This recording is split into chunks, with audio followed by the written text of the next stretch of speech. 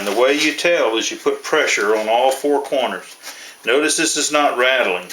This is not making any noise whenever I put pressure on the corner. That tells me that this gear is setting true and flat. So whenever I put the screws in and screw it down, it's not going to be tweaking the framework. And that's normally where guys get in trouble down the road. Their gear starts binding, and that's why, because whenever they screwed it in, the rails actually started twisting the gear. So a good tip for you, if you're mounting retracts, install them and put pressure on the corners and make sure that gear doesn't rack or rock. Let's just say that I did have the problem. Here's the best way I know to correct it. Okay, and notice I was using 2 shims. That just ensured that I got it up high enough so that I was not hitting on anything causing it to rock either. What you do is you cut shims like I've got here, and then you figure out which one is the low side. Whichever is the low side, you don't want to glue that one. You want to glue the other one first. So then what you would do is let's say this one here was the low side. So what we're going to do is we're going to take this shim, and it would be like this. Here's a piece of aircraft plywood. It's 1/16. I would coat that with epoxy and put it on here, and then I would take and install the gear and screw it down. Now granted, I've only put epoxy on the bottom side here, and the idea is if we get that down and we get it square with the gear. Now remember, this was the low side, so that means that this gear, you can hear that, that's because I have a shim on one side, not on the other. Then what you do, because that one was the low side, you can put another thin coat of epoxy on the other shim, but whenever you install it, you're going to put a thin coat on the rail and on the plywood or on your shim. You're going to lay it down, and you're not going to press it down, but then you're going to take your gear and you're going to set it down, and you're only going to put pressure on this side. And what that's going to do is you screw this side down, and then it's going to push the epoxy out on the other side, but it'll bring everything down flush, and the epoxy will actually fill the gap. And then once the epoxy cures, then you can remove your gear, clean up the area, and then install the gear, and it will be flat.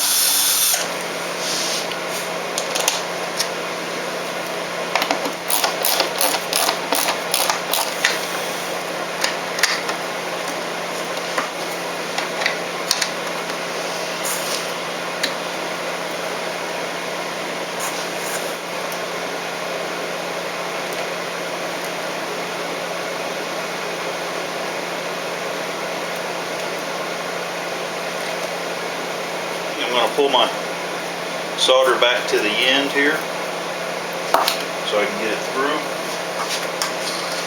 Pass it up, move it into that hole, and now I have to go over to the front.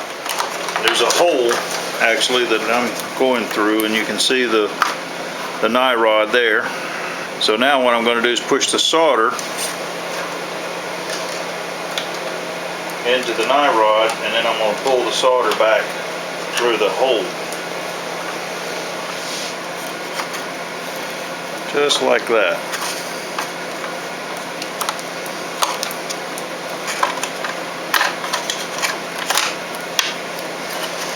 So now I have the solder, and I can hook my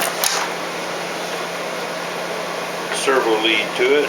Again, I'm just going to break it open here, and then twist it back closed, wrap this around it a couple of times, and then pull this back. And now we're ready to pull the lead back.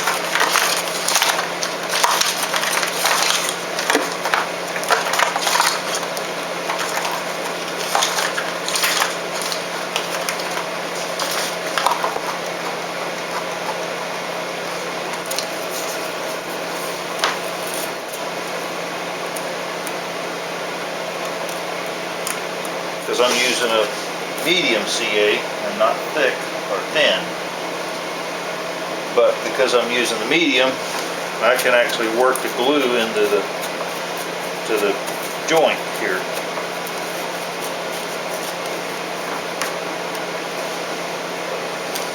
My fit here, and I can move that back a little bit. Also with the medium, it gives you a little bit of working time. And what I mean by that is you're able to really fine tune and get a nice hinge line.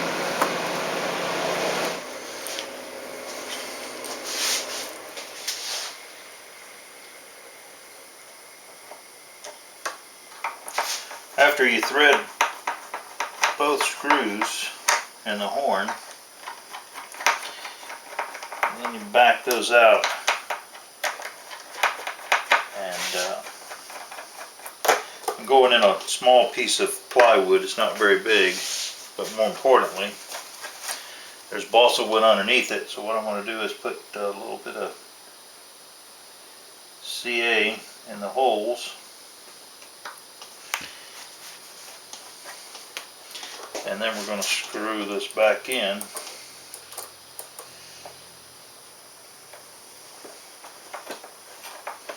And that's going to secure the horn to the aileron. Okay, here I'm going to prep the flap area.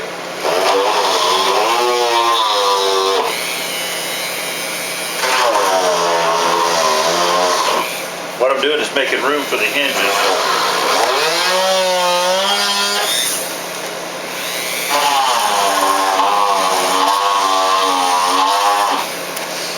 We'll do the same thing in the flap.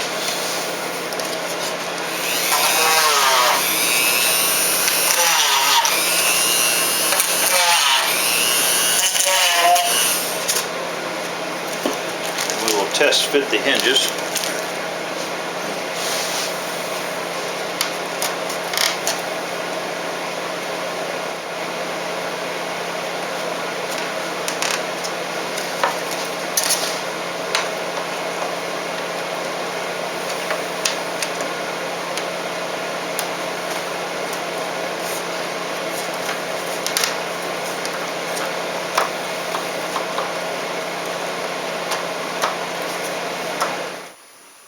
Okay, at this point I'm going to go ahead and glue in the hinges on the flap. And what I'm actually doing right now is putting a little drop of oil on the flap hinge. And this just ensures that they do not stick or bind because of epoxy. So I'm just putting it in the hole and squeezing it, and that's sending out epoxy.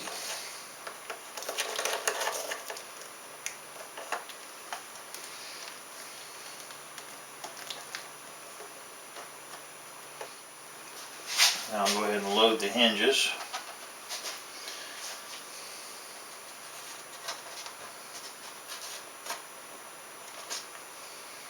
And then install my flap.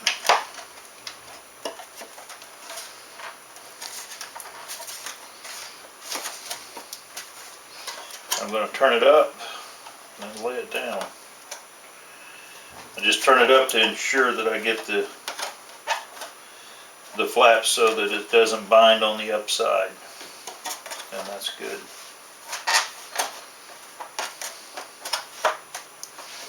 So I will pin it closed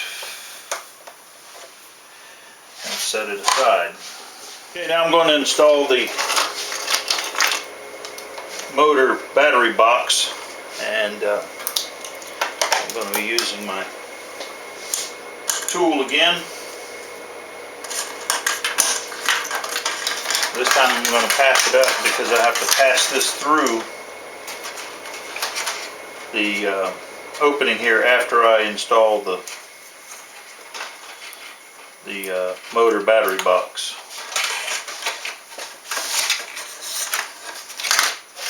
So now I'll pull this back, and we're going to push it back forward after I put this box in place. mount the box with the screw.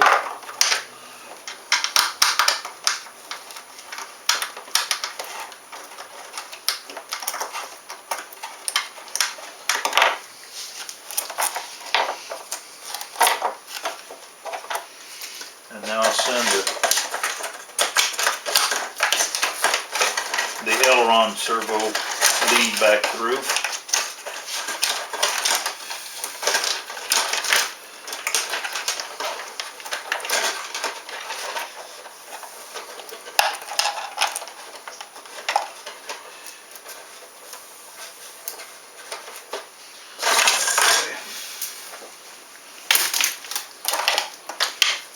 Now I have the aileron servo in here, and let's see, this is the left wing, so I need the left flap, which is this one here.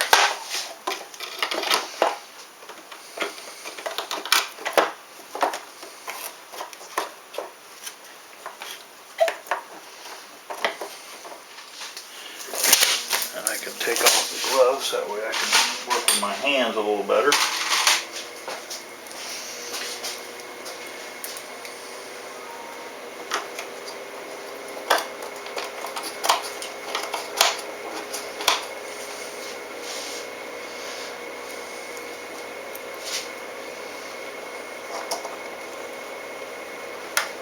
Need to notch the area out here for this servo, and the reason for this is because I want to use a Y on my flaps. I don't want to have them independent. So now that I've got that set up, and actually we'll use the hurry up wrench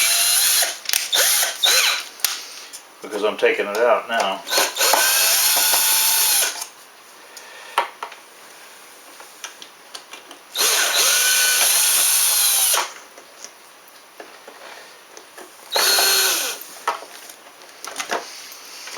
So now I need to notch this, and whenever I notch that, then my servo arm will pass through this.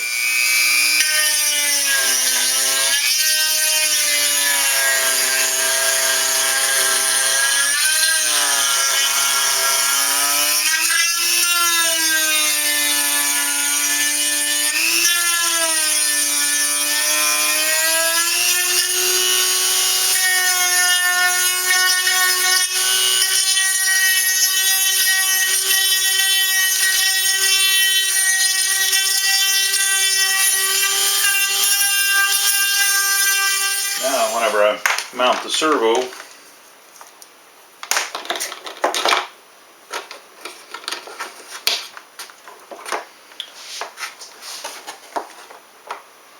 the horn will now clear.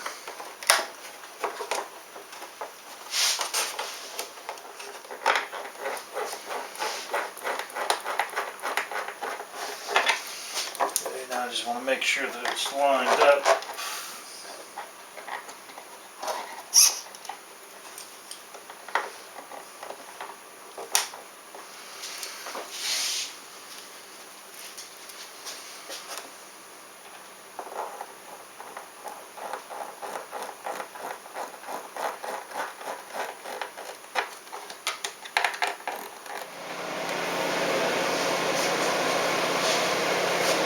Okay, this brings us to installing the motor now. And so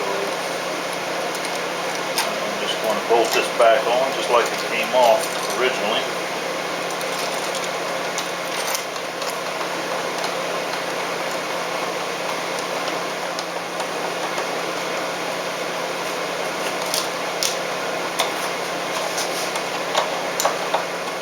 Now we're going to run the wires in.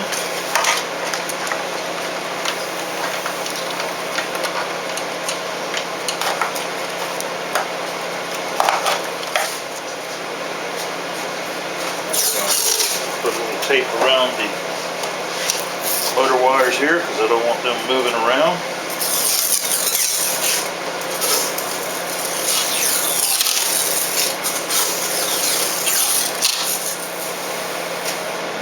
back to the nacelle.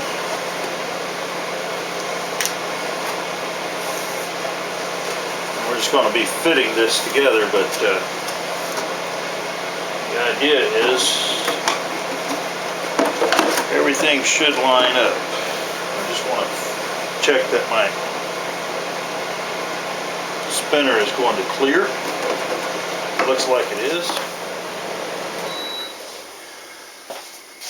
Okay, I'm in the process of reinforcing the wing area up front, and what I have here is I mixed up some 30-minute epoxy, and I added about 20% alcohol to thin it, and I've mixed it up, and I made myself a syringe using a pencil and a McDonald's straw, of all things. It happens to be just the perfect size.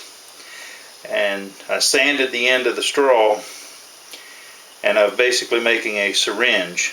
So you can see that I've picked the epoxy up, and this actually is fixing to kick off, but I wanted to show you before I finish. Here I'm going to take you through the steps of installing the wingtip, and the first thing I need to do is chase the wire out of here.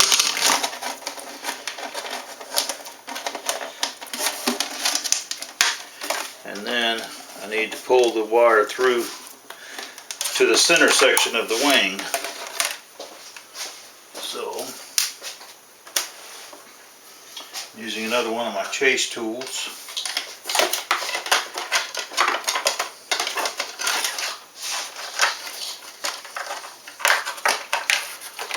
Should come out down there. Okay. I'm just going to tie a knot in the end. And place the wire over the hook and pull it back. Now I'm only going to pull it back to the center.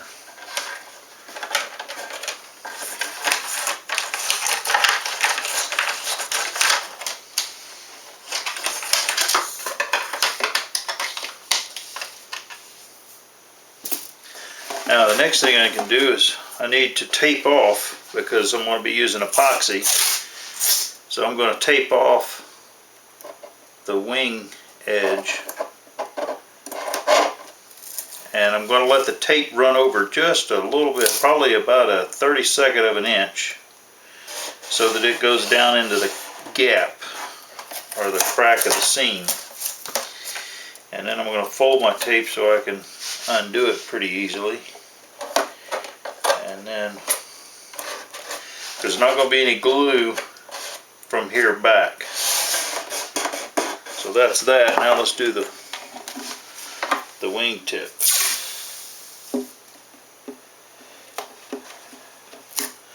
Purpose for the 32nd, or yeah, it's about a 32nd. It's just so that that tape gets down in there, rather than have the epoxy show a lot. Okay, let me just press that down. I peel this back onto itself, makes it easier to get off.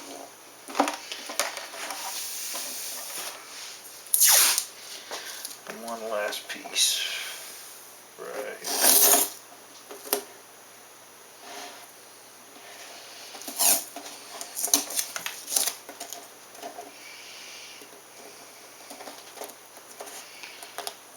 Okay, close enough. Alright, now I'm just going to peel that back. Make sure that's down.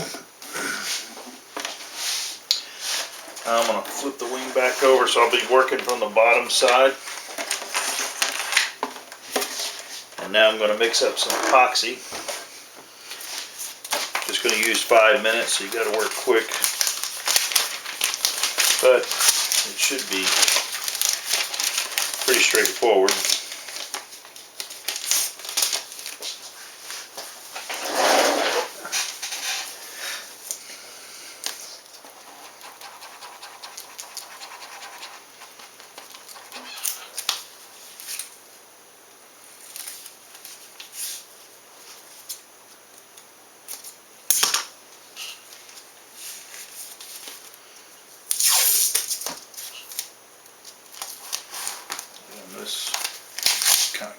epoxy in the bag. So now we can start spreading it.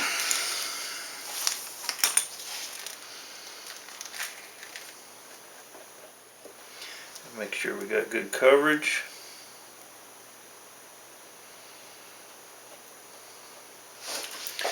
And we'll coat the wingtip.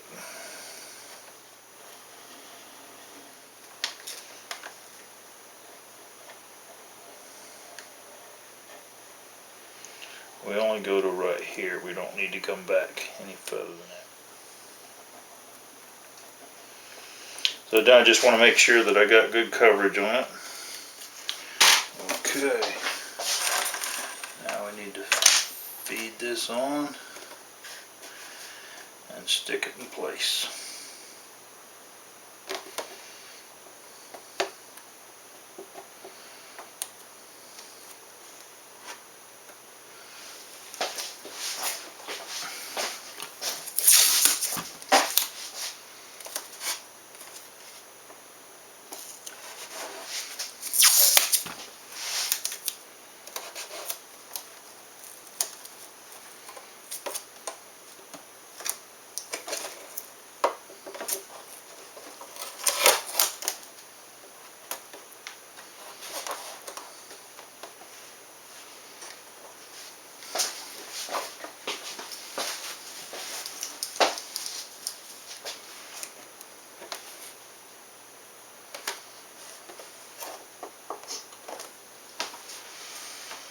I'm matching up the aileron here to my tip and the leading edge.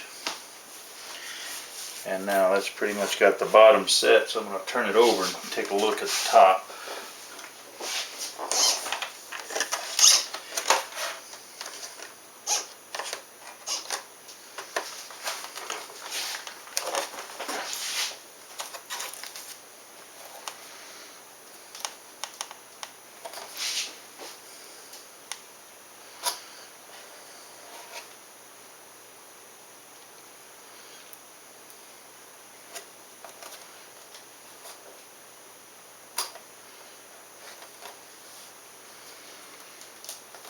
Okay, that's looking really good. So now I'm going to stand this up.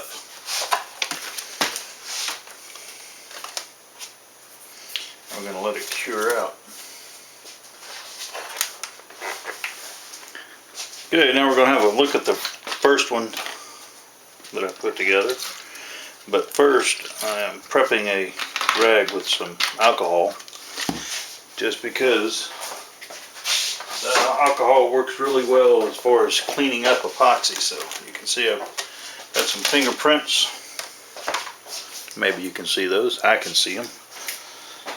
So with a alcohol dampened rag, I can take them off, much like that. Now we'll go ahead and peel the tape.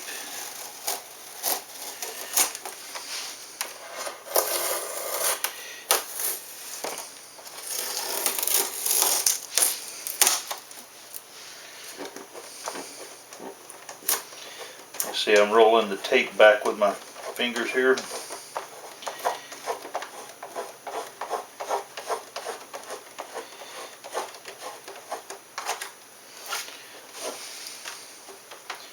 And now I roll them back the other way.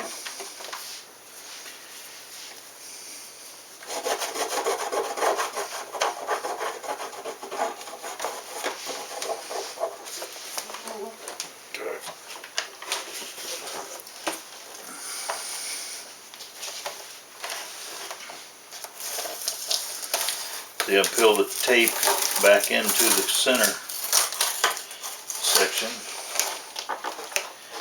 And that helps bring any epoxy into the center. And then we can pull it off like that.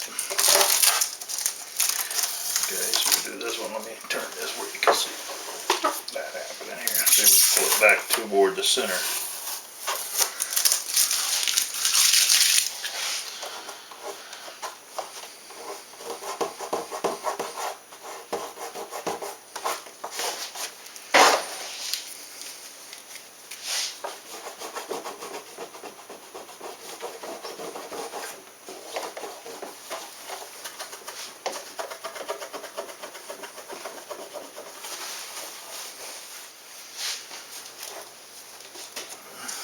There's a look at the tip.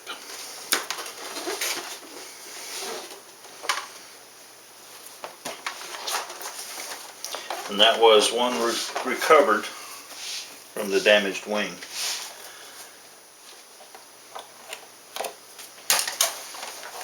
Okay, I would say that's a done deal. Again, take a look at the tip.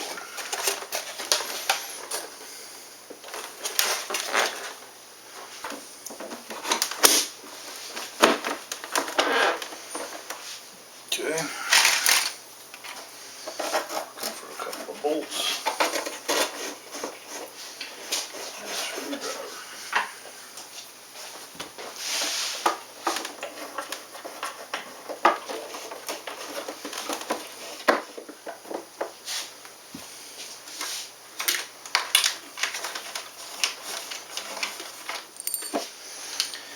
Now we need a prop, back plate,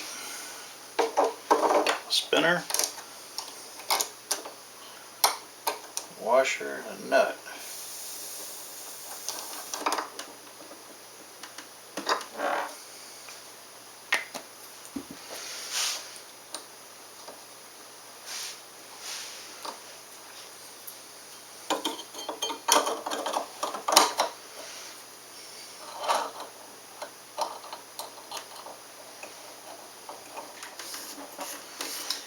I'm fine-tuning the location of my spinner before I put the final torque on the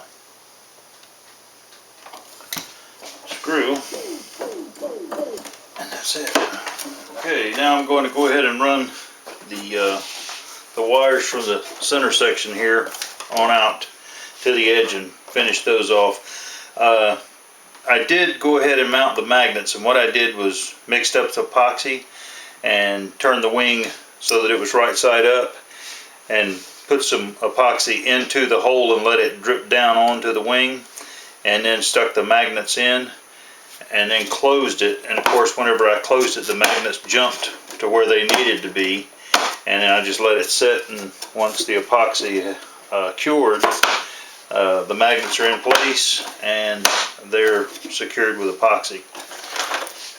So now to get this rat's nest taken care of, I'm just going to lay all the lines out, and whenever I run them through here, I'm going to have some form of organization. Now I know this is my landing gear wire. The red one would be the flap, the green one is the throttle, this is the aileron, which would be white, and this is black, which would be the, I'm sorry, this is yellow, which would be the light, the wingtip lighting. So now in order to chase those, I'm just using a shepherd's hook. I'm going to go to the center.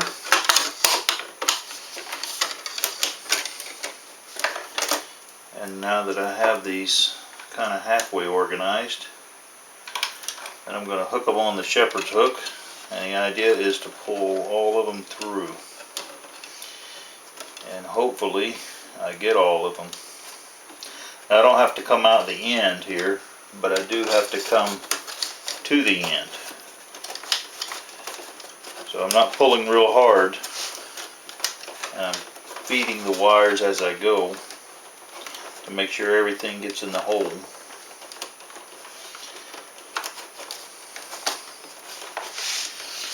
Okay, I think I'm here, so now I'm going to unhook this from the wires, and the wires should be at that hole, which is where they're going to come up at, and that would be this hole right here.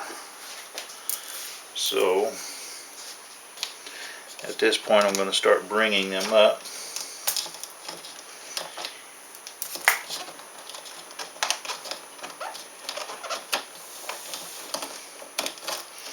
And again, I'm not really pulling on any of the wires really hard. I just want to bring the wires up.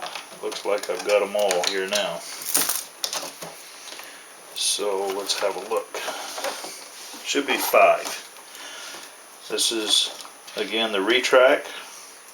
This is the flap. This is the throttle. This is the aileron. And this is the light. Alright.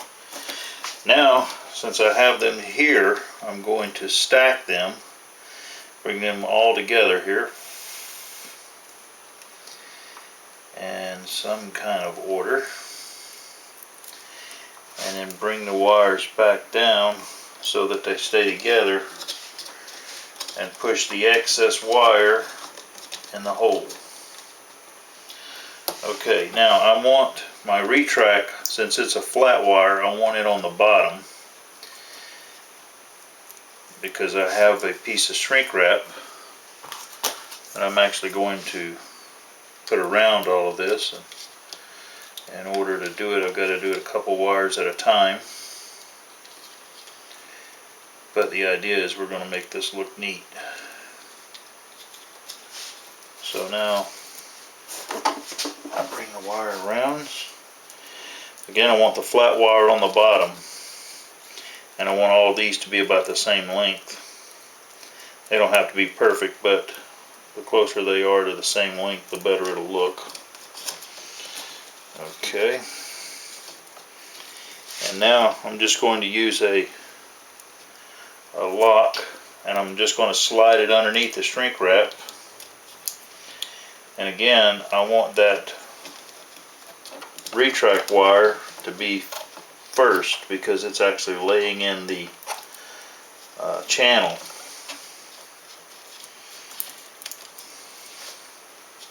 On the bottom, and then everything else will rest on top of it. Alright, and now I'm just going to check, make sure that all these are about the same length. Because again, it's not really that critical, but it makes for a nice finish when you're done.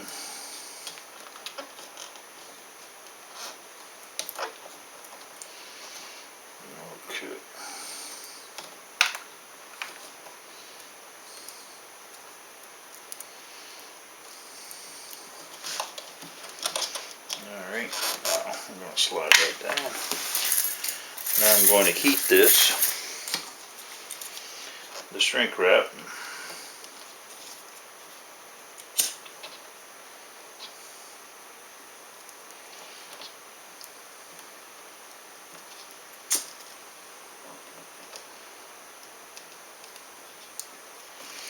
And this will dress off the end here.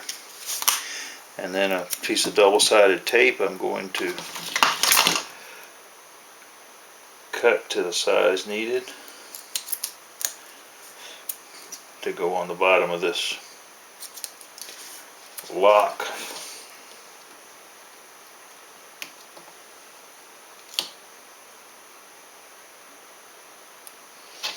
Much like that.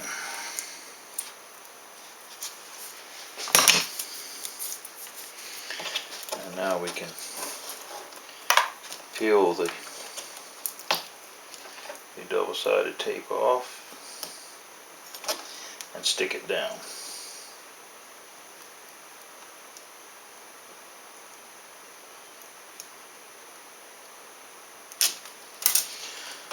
Okay, and we're just going to point it toward the inside here. Just like that.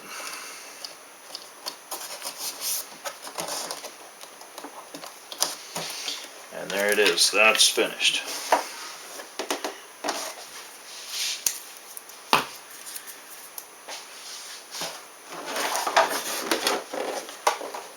Come back to the wing.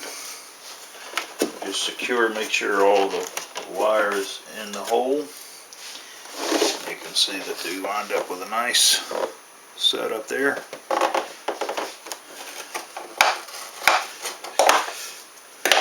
Drop in the piece of foam, and this wing is ready to join. Well, this is the step that you've been waiting for and I've been working for, and that is to bolt it together.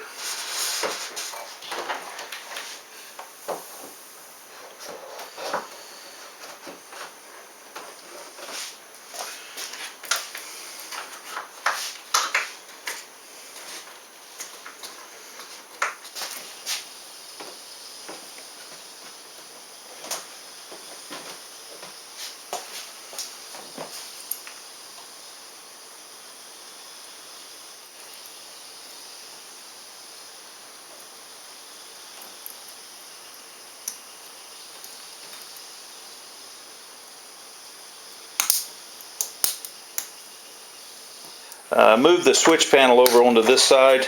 Under this hatch cover, you can see that I have 4 switches and a voltmeter, and if I throw the bottom switch, it just allows me to monitor the flight pack, which is basically the receiver pack. It is a 2100 3-cell LiPo. Also, I'm using LiPos for the navigation lights, and from a 3-cell LiPo I'm able to get 12 volts for the 12 volt system, which is basically wingtip lighting, and also 4.8 running it through a BEC that is set at 4.8, and that gives me the voltage for the navigation lights. Navigation lights are located here, so now I should have a wingtip light, which is 12 volt system, and if I throw this switch, now I should have the flashing beacon on the top of the rudder, as well as the light at the rear of the aircraft. And then the main power is through this switch here. So you can see also I have the landing light, so as long as the navigation lights are on, then the landing light would be on. Now if the gear goes up, the landing light would go out, but the navigation lights would stay on. Now we'll shut all this down, and the battery hatch is now over here. And you can see I just have I have 2 2100s are just like this one, and they set in this area. They're surrounded with foam, and then the hatch cover actually holds them in place.